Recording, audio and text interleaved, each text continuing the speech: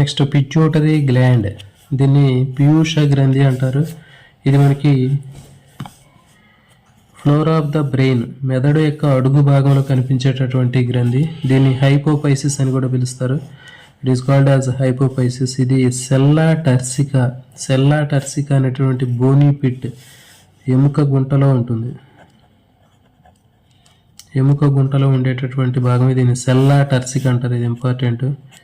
పీయూష గ్రంథి ఉండేటటువంటి చిన్న గుంట లాంటి భాగాన్ని సెల్లా టర్సికా అని పిలుస్తారు.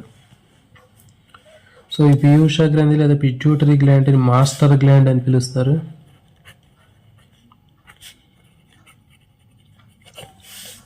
సో పీయూష గ్రంథి లేదా పిట్యూటరీ గ్లాండ్లో మనకి 3 పోర్షన్స్ కనిపిస్తూ ఉంటాయి. Adeno hypophysis, neuro hypophysis, pars intermedia. పూర్వ పిట్యూటరీ గ్రంథి, మధ్యలంబిక, పరపిట్యూటరీ గ్రంథి. అంటే పూర్వలంబిక, మధ్యలంబిక, పరలంబిక. సో ఈ విధంగా మనకి 3 భాగాలు పీయూష గ్రంథిలో కనిపిస్తూ ఉంటాయి. సో ఇవి ఎడినో హైపోఫైసిస్, ఇది న్యూరో హైపోఫైసిస్, ఈ రెండింటి మధ్యలో ఉండేది పార్స్ ఇంటర్మీడియా. ఇది మధ్యలంబిక. పూర్వలంబిక, మధ్యలంబిక, పరలంబిక. Adeno hypophysis, neuro hypophysis, pars intermedia, ఇది మధ్యలంబిక.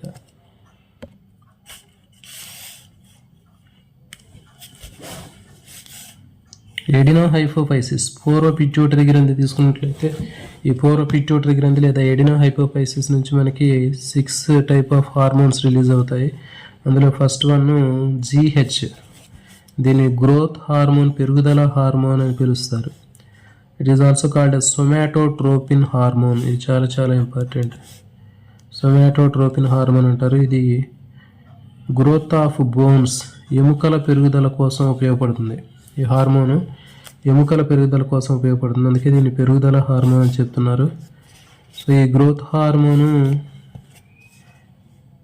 లో సీక్రెషన్, అంటే స్రవించాల్సినటువంటి మోతాదు కంటే తక్కువగా రిలీజ్ అయినా లేకపోతే ఎక్కువగా రిలీజ్ చేసినా దీంట్లో మనకి 2 సిమ్టమ్స్ కనిపిస్తూ ఉంటాయి. లో సీక్రెషన్ అంటే ఈ గ్రోత్ హార్మోన్ లో సీక్రెషన్ తక్కువగా విడుదలైతే మనకి డ్వార్ఫిజం, మరుగుజ్జుతనం అంటారు. వీళ్ళు 2-3 అడుగుల హైట్ కనిపిస్తూ ఉంటారు. ఒకవేళ ఈ గ్రోత్ హార్మోన్ అధిక మొత్తంలో స్రవించినట్లయితే హైపర్ సీక్రెషన్, దాన్ని జైగాంటిజం అంటారు.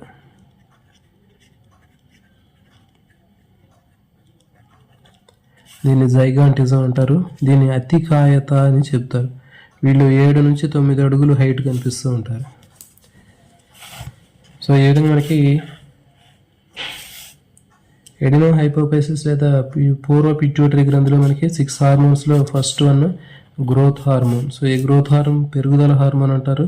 దీన్ని సొమాటోట్రోపిన్ హార్మోన్ అంటారు. ఇది ఎముకల పెరుగుదల కోసం ఉపయోగపడుతుంది. మొత్తం టోటల్గా మనిషి ఎత్తు ఎదగడానికి ఉపయోగపడుతుంది. సో ఈ గ్రోత్ హార్మోను లో సీక్రెషన్ లేదా హై సీక్రెషన్ వల్ల మనకి కొన్ని డెఫిషియన్సీ డిజార్డర్స్ కనిపిస్తూ ఉంటాయి. లో సీక్రెషన్ అల్పస్రావం వల్ల మరుగుజ్జుతనం, డ్వార్ఫిజం అనేది కనిపిస్తుంది. వీళ్ళు 2-3 అడుగుల హైట్ ఉంటారు.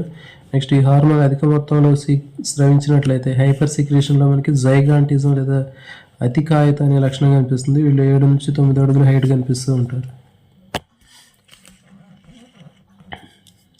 నెక్స్ట్ సెకండ్ హార్మోన్ TSH, దీన్ని థైరాయిడ్ స్టిమ్యులేటింగ్ హార్మోన్ అని పిలుస్తారు. అంటే థైరాయిడ్ గ్రంథి ప్రేరేపక హార్మోన్ అని అంటారు. థైరాయిడ్ ప్రేరేపక హార్మోను. దీనికి ఇంకో పేరు థైరోట్రోపిన్. చాలా ఇంపార్టెంట్ పెట్టింది.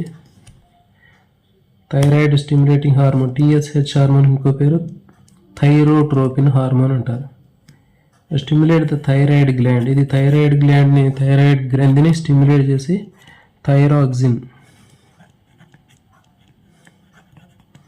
థైరాక్సిన్ హార్మోన్ విడుదలయ్యేటట్లు చేస్తుంది.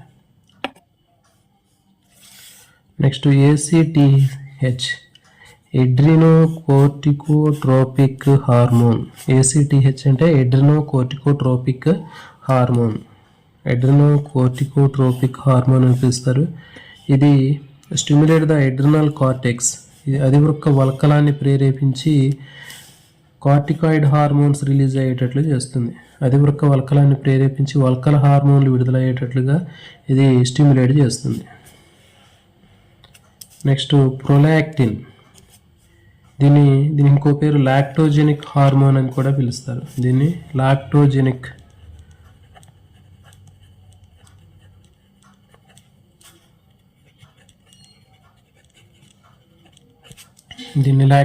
హార్మోన్ అని కూడా పిలుస్తారు. అటు స్టిమ్యులేట్ ద మ్యామరీ గ్లాండ్స్, ఇది క్షీర గ్రంథుల్ని ప్రేరేపించి ప్రొడక్షన్ ఆఫ్ మిల్క్, పాల ఉత్పత్తికి తోడ్పడుతుంది.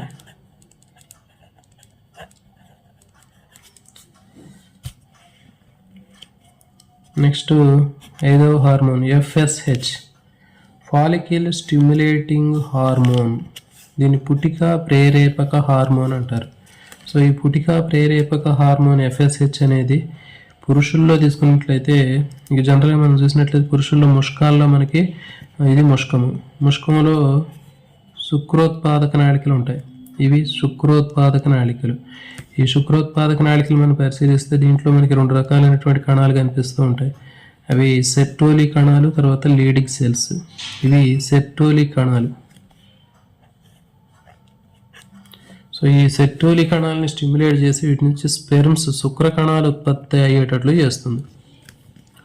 సో సెమినిఫెరస్ ట్యూబ్యూల్స్ లేదా శుక్రోత్పాదక నాళికలను స్టిమ్యులేట్ చేసి వాటిలో ఉన్నటువంటి సెర్టోలి కణాల నుంచి స్పెర్మ్స్, శుక్ర కణాలు ఉత్పత్తి అయ్యేటట్లు చేస్తుంది. So development of sperms, okay, ఎక్కడ నుంచి ఫ్రమ్ స్పెర్మ్ మదర్ సెల్స్ అంటే శుక్ర మాతృకణాల నుంచి స్పెర్మ్స్, శుక్ర కణాలు ఉత్పత్తి అయ్యేటట్లు చేసేటటువంటి ఈ ప్రాసెస్ని స్పెర్మటోజెనసిస్ అంటారు.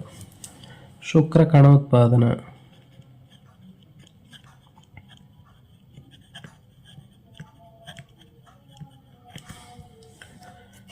సో ఈ FSH హార్మోన్ అనేది ఫైనల్గా మనకి పురుషుల్లో ఉన్నటువంటి టెస్టిస్ లేదా ముష్కాల లోపల ఉన్నటువంటి శుక్రోత్పాదక నాళికలు లేదా సెమినిఫెరస్ ట్యూబ్యూల్స్లో ఉన్నటువంటి ఈ సెర్టోలి కణాలని స్టిమ్యులేట్ చేసి వాటి నుంచి స్పెర్మ్స్, శుక్ర కణాలు ఉత్పత్తి అయ్యేటట్లు చేస్తుంది. సో ఈ ప్రాసెస్ని స్పెర్మటోజెనసిస్ లేదా శుక్ర కణోత్పాదన అంటారు. అంటే development of sperms from sperm mother cells, శుక్ర మాతృకణాల నుంచి శుక్ర కణాలు తయారయ్యేటటువంటి ఈ ప్రాసెస్ని శుక్ర కణోత్పాదన, స్పెర్మటోజెనసిస్ అని పిలుస్తారు. సో ఫైనల్గా మనకి FSH, follicle stimulating hormone sertoli సెల్స్ని స్టిమ్యులేట్ చేసి స్పెర్మ్స్ ఉత్పత్తి అయ్యేటటువంటి శుక్ర కణాలని ప్రొడ్యూస్ చేసేటట్లుగా చేస్తుంది. ఇక నెక్స్ట్ ఫీమేల్స్ తీసుకున్నట్లయితే FSH హార్మోన్ ఫీమేల్స్లో చూడండి, మనకి ఇది ఓవరీలో మనకి ఇవి ఫాలికిల్స్, ఇవి ప్రైమరీ ఫాలికిల్స్, ఇక్కడ నుంచి సెకండరీ ఫాలికిల్స్, ఇక్కడ నుంచి ఇది గ్రాఫియన్ ఫాలికిల్ డెవలప్ అవుతుంది. ఈ గ్రాఫియన్ ఫాలికిల్లో మనకి మెచ్యూర్డ్ ఎగ్ అనేది ఉంటుంది. ఓకే, ఈ గ్రాఫియన్ ఫాలికిల్లో మెచ్యూర్డ్ ఎగ్ అనేది కనిపిస్తుంది. సో ఈ మెచ్యూర్డ్ ఎగ్ ఉన్నటువంటి ఈ గ్రాఫియన్ ఫాలికిల్ ఈస్ట్రోజన్ అనే హార్మోన్ని రిలీజ్ చేస్తుంది. Release the oestrogen hormone. Okay, so ఇప్పుడు ఈ ఫాలికిల్ స్టిమ్యులేటింగ్ హార్మోను ఫీమేల్స్లో ఏం చేస్తుంది అంటే growth of Graafian follicle. So ఈ గ్రాఫియన్ ఫాలికిల్ డెవలప్మెంట్ అయ్యేటట్లు చేస్తుంది. It stimulates the growth of Graafian follicle. ఈ గ్రాఫియన్ ఫాలికిల్ అంటే ప్రైమరీ, సెకండరీ, దీని నుంచి గ్రాఫియన్ ఫాలికిల్ డెవలప్ అయ్యేటట్లు చేస్తుంది. Next oestrogen secretion. ఈ గ్రాఫియన్ ఫాలికిల్ నుంచి నెక్స్ట్ ఈస్ట్రోజన్ రిలీజ్ అయ్యేటట్లు చేస్తుంది. Oestrogen release. సో ఇది FSH. నెక్స్ట్ LH, దీన్ని ల్యూటినైజింగ్ హార్మోన్ అని పిలుస్తారు. Luteinising hormone. సో ఈ ల్యూటినైజింగ్ హార్మోన్ అనేది మేల్స్ తీసుకున్నట్లయితే మేల్స్లో ఇదేం చేస్తుంది అంటే మనకి టెస్టిస్ లోపల ఉన్నటువంటి సెమినిఫెరస్ ట్యూబ్యూల్, ఓకే, శుక్రోత్పాదక నాళిక మనం అబ్జర్వ్ చేస్తే దీంట్లో మనకి ఇవి సెర్టోలి సెల్స్ అని చెప్పాము, స్పెర్మ్స్ని ప్రొడక్ట్ చేస్తాయని చెప్పాము. వీటితో పాటు మనకి ఈ పిరమిడ్ షేప్లో ఉన్నటువంటి సెల్స్ ఉన్నాయి, వీటిని లీడింగ్ సెల్స్ అంటారు. సో ఈ పిరమిడ్ షేప్లో ఉన్నటువంటి సెల్స్ని లీడింగ్ సెల్స్ అని చెప్తారు. సో ఈ లీడింగ్ సెల్స్ అనేవి టెస్టోస్టిరాన్ హార్మోన్ని రిలీజ్ చేస్తాయి. సో ఈ ల్యూటినైజింగ్ హార్మోను లీడింగ్ సెల్ని స్టిమ్యులేట్ చేసి వీటి నుంచి టెస్టోస్టిరాన్ హార్మోను రిలీజ్ అయ్యేటట్టుగా వీటిని స్టిమ్యులేట్ చేస్తుంది.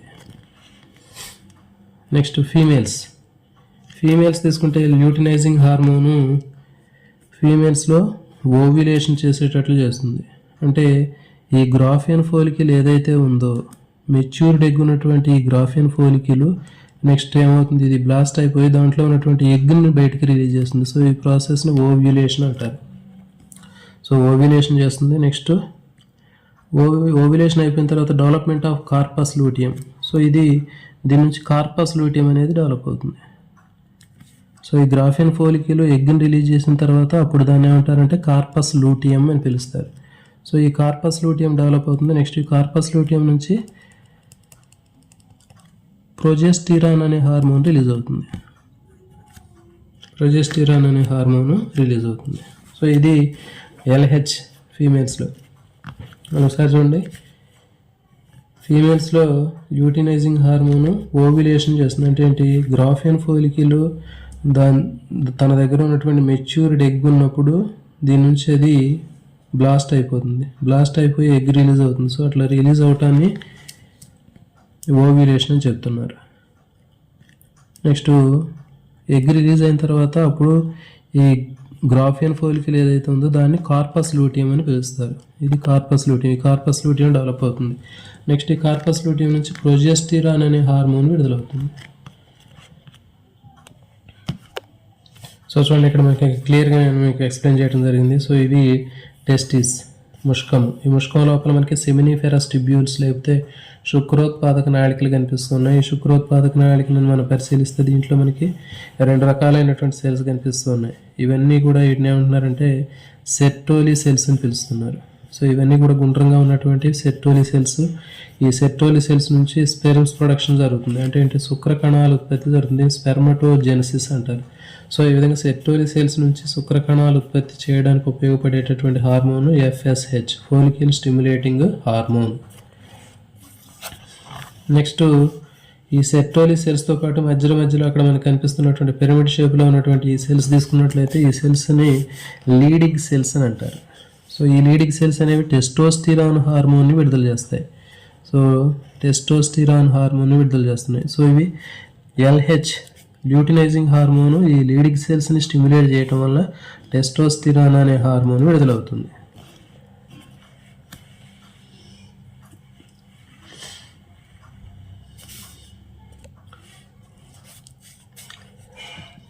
చూడండి, next ovary.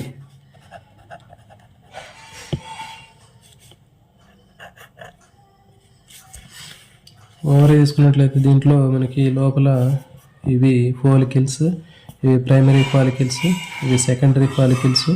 Next secondary follicle నుంచి గ్రాఫియన్ ఫాలికిల్ డెవలప్ అవుతుంది. ఈ గ్రాఫియన్ ఫాలికిల్లో ఒక మెచ్యూర్డ్ ఎగ్ అనేది కనిపిస్తుంది. ఓకే, సో ఈ విధంగా మనకి ప్రైమరీ ఫాలికిల్స్, దాని నుంచి సెకండరీ ఫాలికిల్స్ అంటే ద్వితీయ పుటిక, ప్రాథమిక పుటిక, నెక్స్ట్ దాని నుంచి గ్రాఫియన్ పుటిక డెవలప్ చేయడం అనేది FSH హార్మోను కంట్రోల్లో ఉంటుంది.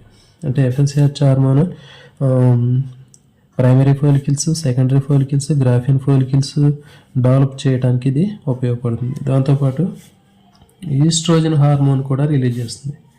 అంటే మెచ్యూర్డ్ ఎగ్ ఉన్నటువంటి ఈ గ్రాఫియన్ ఫోలికిల్ నుంచి ఒక హార్మోన్ రిలీజ్ అవుతుంది. దాన్ని ఈస్ట్రోజన్ అంటారు. సో ఈస్ట్రోజన్ హార్మోన్ రిలీజ్ చేయడానికి ఉపయోగపడేది FSH. సో ఇటువంటి గ్రీన్ కలర్లో మనం ఇక్కడ చూపించిన మొత్తం కూడా మనకి FSH హార్మోన్ కంట్రోల్లో ఉండేటటువంటి పోర్షన్ మొత్తం. నెక్స్ట్ వచ్చేసి LH, ఈ ల్యూటినైజింగ్ హార్మోన్ సంబంధించిన మొత్తం కూడా ఈ రెడ్డింగ్తో ఇక్కడ మీకు ఇండికేషన్ చేయడం జరిగింది. చూడండి, ఇక్కడ మనకి గ్రాఫియన్ ఫోలికిల్ ఎగ్ని రిలీజ్ చేసిన తర్వాత, అంటే గ్రాఫియన్ ఫోలికిల్ నుంచి అండం విడుదలైన తర్వాత అప్పుడు దీన్ని గ్రాఫియన్ ఫోలికిల్ అని పిలవరు. దీన్ని ఏమంటారంటే కార్పస్ లూటియం అంటారు. సో ఈ కార్పస్ లూటియం అనేది చూడండి, ఎగ్ బయటకు వచ్చిన తర్వాత అప్పుడు దీన్ని కార్పస్ లూటియం అంటారు. సో ఈ కార్పస్ లూటియం డెవలప్ అవటం, నెక్స్ట్ ఈ కార్పస్ లూటియం నుంచి ప్రొజెస్టిరాన్ అనే హార్మోన్ రిలీజ్ అవటం అనేది ల్యూటినైజింగ్ హార్మోను కంట్రోల్లో ఉంటాయి. సో ల్యూటినైజింగ్ హార్మోన్ ఏమేం చేస్తుంది అంటే ఓవ్యులేషన్ చేస్తుంది. నెక్స్ట్ వచ్చేసి కార్పస్ లూటియం డెవలప్ అయ్యేటట్లు చేస్తుంది. నెక్స్ట్ ఈ కార్పస్ లూటియం నుంచి ప్రొజెస్టిరాన్ అనే హార్మోన్ విడుదలయ్యేటట్లు చేస్తుంది.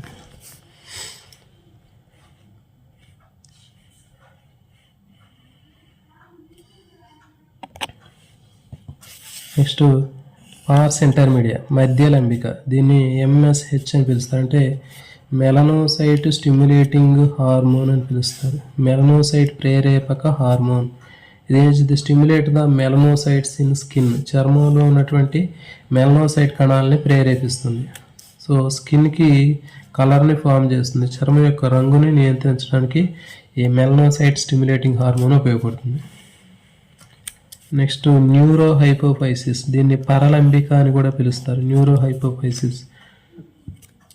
ఈ పరలంబిక నుంచి 2 హార్మోన్లు విడుదలవుతాయి. ఒకటి ఆక్సిటోసిన్, రెండోది వాసోప్రెసిన్.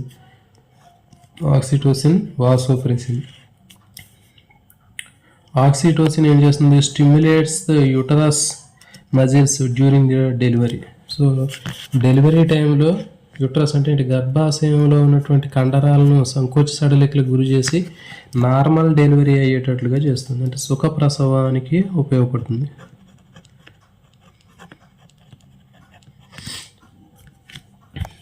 తర్వాత వాసోప్రెసిన్. సో ఈ vasopressin stimulates the renal tubules.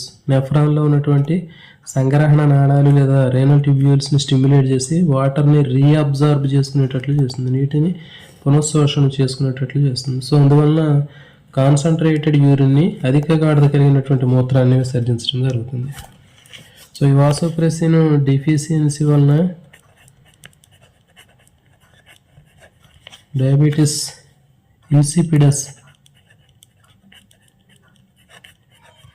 Insipidus అనేటటువంటి డిసీజ్ రావడం జరుగుతుంది. అంటే ఏంటి? Repeated urination, diluted urination, more amount of urination, excessive amount of urination. So repeated, diluted, excessive amount of యూరిన్ని రిలీజ్ చేయడం జరుగుతుంది. దీన్ని డయాబెటీస్ ఇన్సిపిడిస్ అని పిలుస్తారు. సో ఈ విధంగా న్యూరోహైపోఫైసిస్ లేదా పారాలంబికలో మనకి ఆక్సిటోసిన్, వాసోప్రెసిన్ అనే హార్మోన్లు ఉంటాయి. Oxytocin it stimulate the uterus muscles during delivery టైంలో ఈ యూటరస్ గర్భసంచిలో ఉన్నటువంటి కండరాలని స్టిమ్యులేట్ చేసి నార్మల్ డెలివరీ అయ్యేటట్లు, సుఖప్రసవం అయ్యేటట్లు చేస్తుంది. ఒకవేళ ఈ హార్మోన్ రిలీజ్ కాకపోతే సిజేరియన్ ఆపరేషన్ చేసి బేబీని బయటికి తీయాల్సిన అవసరం ఉంటుంది. నెక్స్ట్ వాసోప్రెసిన్ అనేది రెనల్ ట్యూబ్యూల్స్ అంటే కిడ్నీలో ఉన్నటువంటి నెఫ్రాన్లో ఉన్న సంగ్రహణ నాళాలు వాటర్ని రీఅబ్జర్వ్ చేసుకునేటట్లు చేస్తుంది. అందువలన కాన్సన్ట్రేటెడ్ యూరిన్, అధిక గాఢత కలిగిన మూత్రం విడుదలవుతుంది. ఈ హార్మోన్ డిఫిషియన్సీ వలన డయాబెటీస్ ఇన్సిపిడిస్ అనేటటువంటి డిసీజ్ రావడం జరుగుతుంది. Next autonomous nervous system. స్వయం శోధిత నాడీ వ్యవస్థలో మనకి involuntary control of internal organs, అంతర్గత అవయవాల యొక్క నియంత్రిత విధి అనేది మనకి అటానమస్ నర్వస్ సిస్టమ్ లేదా స్వయం శోధిత నాడీ వ్యవస్థ కంట్రోల్లో ఉంటుంది. సో ఈ అటానమస్ నర్వస్ సిస్టమ్ అనేది మనకి 2 టైప్స్ ఉంటుంది. Sympathetic, parasympathetic. సహానుభూత నాడీ వ్యవస్థ, సహానుభూత పరనాడీ వ్యవస్థ. సో ఇవేం చేస్తుంది? ఇంటర్నల్గా ఉన్నటువంటి బాడీలో ఉన్నటువంటి ఆర్గాన్స్ యొక్క యాక్టివిటీని ఇంక్రీజ్ చేస్తూ ఉంటే ఇవేం చేస్తుందంటే ఆ యాక్టివిటీని డిక్రీజ్ చేస్తుంది. చూడండి, ఫర్ ఎగ్జాంపుల్ డైల్యూట్ పీపుల్, కంటిలో ఉన్నటువంటి కంటిపాప పెద్దదయ్యేటట్లు చేస్తుంటే ఇది యథాస్థితికి తీసుకొస్తుంది. ఇంక్రీజ్ బీపీ పెంచుతుంటే ఇది బీపీ తగ్గిస్తుంది, డిక్రీజ్ బీపీ.